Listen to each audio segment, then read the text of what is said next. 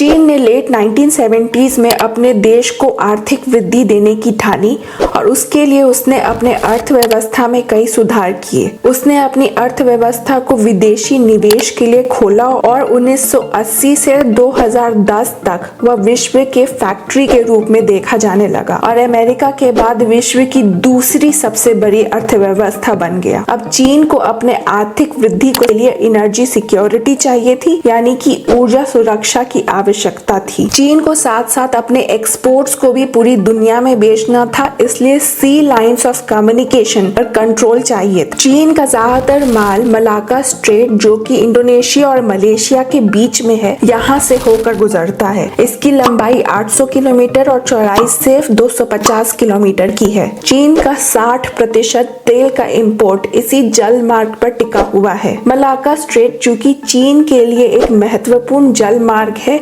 या एक choke point भी है। इसका मतलब कि किसी भी युद्ध की स्थिति के दौरान कोई देश अगर इस स्ट्रेट को ब्लॉक करने में सक्षम होता है तो वह पूरी तरह से चीन की अर्थव्यवस्था को नुकसान पहुंचा सकता है। भारत और चीन के बीच सीमा विवाद बना रहता है और हाल के वर्षों में लद्दाख या फिर अरुणाचल प्रदेश में दोनों देशों की सेनाओं के बीच झड़प देखने को मिली थी। किसी भी युद्ध की स्थिति में भारत के पास क्षमता है कि वह इस मलाक्का स्ट्रेट के चोक पॉइंट को ब्लॉक कर सकता है। हमारे पास जो अंडमान और निकोबार आइलैंड्स हैं, वहाँ पर भारतीय सेना की tri service theatre command based है। मतलब कि अंडमान और निकोबार आइलैंड्स में आर्मी, नेवी और एयरफोर्स तीनों का बेस है जो मलाक्का स्ट्रेट पर अपनी नजर रख सके। तो इन सब परिस्थितियों के बीच चीन को अपनी ऊर्जा सुरक्षा के लिए और अपनी अर्थव्यवस्था पर आंच ना आने के लिए उसने एक तरकीब निकाली है। क्या है वह स्ट्रैटेजी और आज के डेट में कितनी कारगर या इफेक्टिव है, इसके बारे में इस वीडियो में चर्चा करेंगे। नमस्कार, स्वागत है आपका भारत उदय में। चीन ने मलाक्का स्ट्रेट के विकल्प के रूप में दूसरे ट्रेड रूट के तौर पर चाइना पाकिस्तान इकोनॉमिक कॉरिडोर यानी कि CPEC को विकसित करने का निर्णय लिया। CPEC बेल्ट और रोड इनिशिएटिव का पार्ट है। बेल्ट और रोड इनिशिएटिव के अंतर्गत चीन ने दूसरे देशों में इंफ्रास्ट्रक्चर प्रोजेक्ट्स को बनाने की रणनीति बनाई है। चूंकि चीन दुनिया की दूसरी सबसे बड़ी अर्थव्यवस्था तो बन गया है, लेकिन उसे दुनिया में अपना प्रभुत्व यानी कि इन्फ्लुएंस भी तो बनाना है। इसलिए वह बेल्ट और रोड इनिशिएटिव के द्वारा south east Asia, south Asia, central Asia, Africa और यूरोप के देशों में लैंड और सी रूट स्टैब्लिश करके इंफ्रास्ट्रक्चर प्रोजेक्ट्स को बढ़ावा दे रहा है। CPEC जो बेल्ट और रोड इनिशिएटिव का पार्ट है, वह वेस्टर्न चाइना के शिंजियांग प्रोविंस में काशगर से पाकिस्तान के बलूचिस्तान में ग्वादर पोर्ट तक कनेक्टिविटी प्रोजेक्ट है। और सबसे ज्यादा चिंता की बात यह है कि वह पाकिस्तान ऑक्यूपाइड कश्मीर यानी कि गैर कानूनी रूप से पाक अधिकृत कश्मीर से होकर गुजरता है। यह भारत की संप्रभुता पर सवाल उठाता है। CPEC चीन और पाकिस्तान के बीच 2013 में साइन हुआ था। पाकिस्तानी बुद्धिजीवियों में से कई ने माना था कि CPEC उनके देश के लिए एक महत्वपूर्ण प्रोजेक्ट है जो उनके आर्थिक स्थिति को बदलने की शुरुआत करेगा। इसमें रेलवे प्रोजेक्ट, सी पोर्ट का कंस्ट्रक्शन, स्पेशल इकोनॉमिक जोन्स और इंडस्ट्रियल पार्क्स को विकसित करना और पावर स्टेशंस को भी सेटअप करने की प्लानिंग की गई थी। हालांकि 2019 तक पाकिस्तान में इस प्रोजेक्ट की असलियत सामने आने लगी थी। CPEC प्रोजेक्ट लोगों की आशाओं को पूरा करने में असक्षम रहा। CPEC ने पाकिस्तान में इकोनॉमिक ट्रांसफॉर्मेशन यानी कि आर्थिक परिवर्तन की शुरुआत नहीं की, बल्कि पाकिस्तान पर अधिक कर्ज थोप दिया और ऐसा इंफ्रास्ट्रक्चर खड़ा कर दिया जिसकी उपयोगिता ही बहुत कम है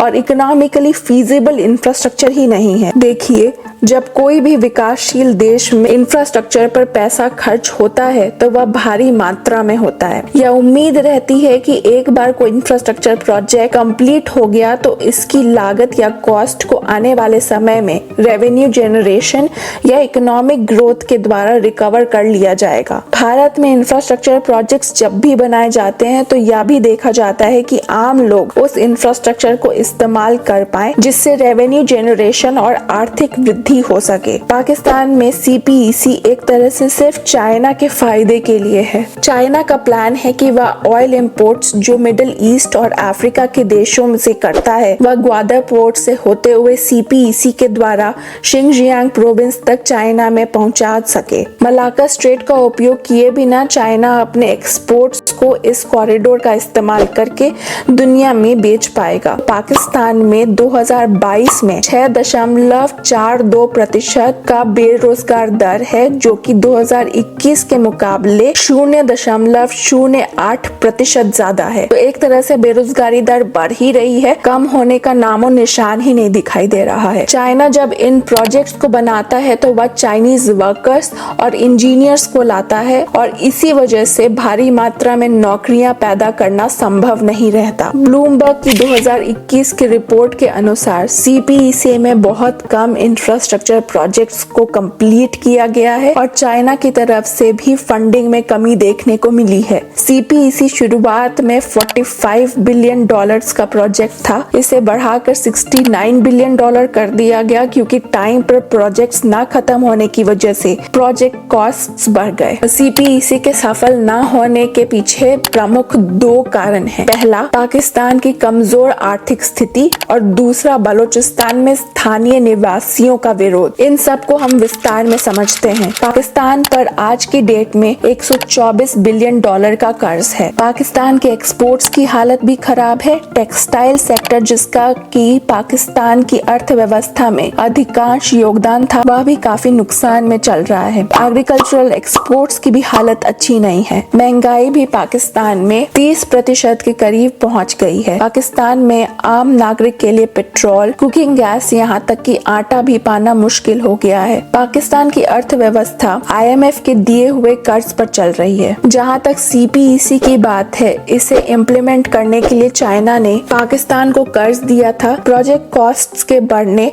और आर्थिक तंगी होने की वजह से पाकिस्तान चीन का कर्ज चुकाने में असक्षम है। IMF ने भी कहा है कि पाकिस्तान चीन के डेट ट्रैप का शिकार हो चुका है। CPEC को बनाने के दौरान भ्रष्टाचार के भी मामले सामने आए थे। इसी वजह से प्रोजेक्ट्स भी समय पर कंप्लीट नहीं हुए। दूसरा कारण है बलूचिस्तान, जहां पे ग्वादर पोर्ट है जो कि इस कॉरिडोर का सबसे महत्वपूर्ण प्रोजेक्ट है। वहां के स्थानीय लोगों ने चीन की बढ़ती उपस्थिति के खिलाफ विरोध प्रकट किया है। बलूचिस्तान में बहुत सारे नेचुरल रिसोर्सेज हैं जिनका उपयोग किया जाता है और बदले में लोगों को कुछ नहीं मिलता है। अगर हम पाकिस्तान के बजट एलोकेशन के आंकड़ों को देखें तो सबसे ज्यादा एलोकेशन पंजाब प्रोविंस में दिया जाता है जो कि 51.24% है। सिंध को मिलते हैं 24.55%, खैबर पख्तूनख्वा को मिलते हैं 14.62% और बलूचिस्तान को सिर्फ 9% दिया गया है। बलूचिस्तान में पाकिस्तान से आजादी की मांग भी उठती रहती है। 2021 में तहरीक तालिबान पाकिस्तान ने भी चाइनीज वर्कर्स पर अटैक किया था। इस तरह के अस्थिर माहौल की वजह से प्रोजेक्ट समय पर पूरे नहीं हो रहे। CPEC भारत के लिए चिंता का विषय है क्योंकि यह पाक अधिकृत कश्मीर यानी कि पाकिस्तान ऑक्युपाइड कश्मीर से होकर गुजरता है जो कि भारत का अभिन्न अंग है। इस CPEC का चीन वेपन्स को ट्रांसपोर्ट करने के लिए भी प्रयोग कर सकता है जो कि भारत के लिए एक राष्ट्रीय सुरक्षा का विषय बन जाता है। भारत को इस पर बहुत ध्यान रखने की जरूरत है। अभी तक के लिए इस वीडियो में इतना ही।